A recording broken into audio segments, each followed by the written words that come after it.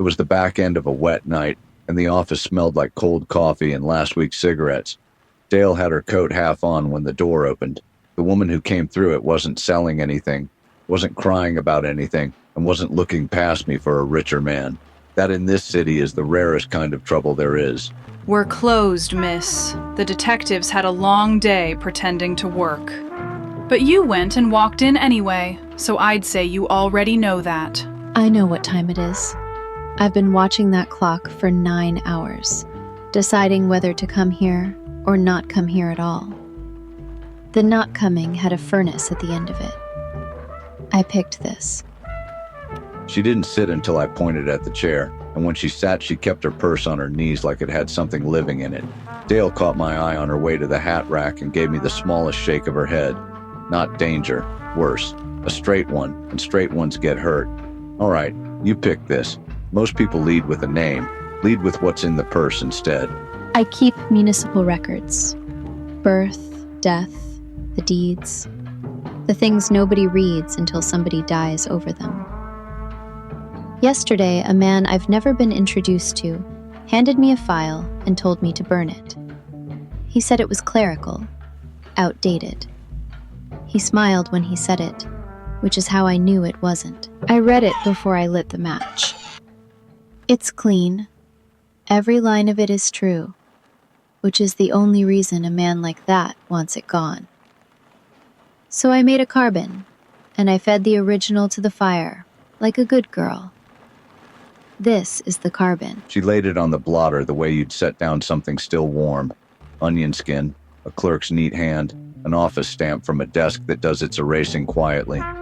I'd kept a thing like this in a drawer not long ago. I knew exactly what it weighed. He's not a trusting man. Tonight he counts the ashes to be sure the weight is right. And when he does, he'll find a file's worth of paper went to smoke, and a file's worth came back. He'll know there's a second one walking around. He just won't know it's sitting on your desk. Outside, the rain kept its own count against the glass. A straight woman had handed me a true thing nobody was allowed to keep, and somewhere across town a careful man was kneeling at a cold furnace doing arithmetic. By morning the numbers wouldn't add up, and the only place they'd come up short was right here, under my hand.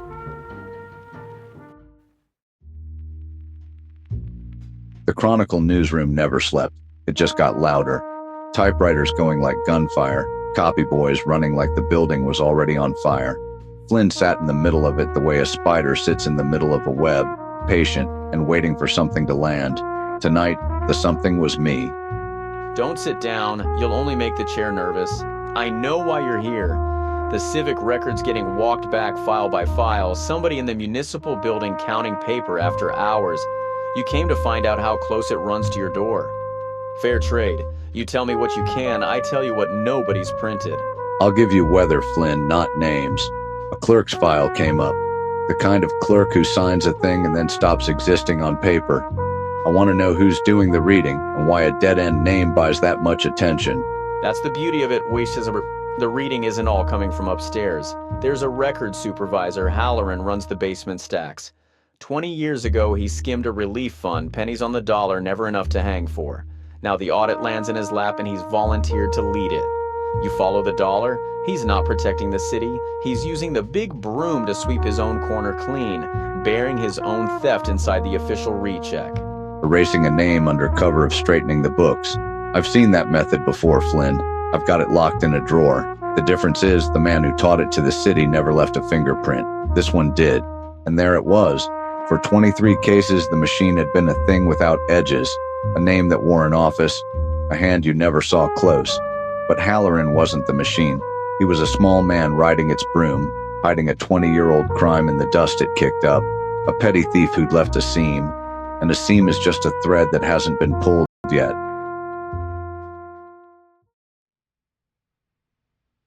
The records basement at 1 a.m. smelled like wet paper and old decisions. Rows of green cabinets stretching off into the dark, every drawer a man's life filed under a number. The machine had been pulling these files one by one, looking for me, so I figured I'd stop running through the stacks and start putting something in them. You don't belong down here. If a man fights an audit, The audit notices him. That's the part you keep getting wrong. Who said anything about fighting it? The thing's hungry, it pulls files, it reads them. So we feed it. One file, the honest one, with the supervisor's skim sitting in it where the recheck can't look away. The intake tray takes a stamp and a routing slip. Wrong number. And a clerk kicks it back by morning. I can make it read clean. I can make it look like it was always there. That part is mine. The part where you walk it into their own machine, that part is insane. And it's yours. She had the hands for it, 20 years of carbon under her nails. She squared the page, set the routing slip, and turned the supervisor's quiet skim into a line item the audit would have to swallow whole. The apparatus they built to hunt me was about to bite down on the man who runs it. I laid it in the intake the way you'd lay a flower on a grave. Then I slid the drawer home.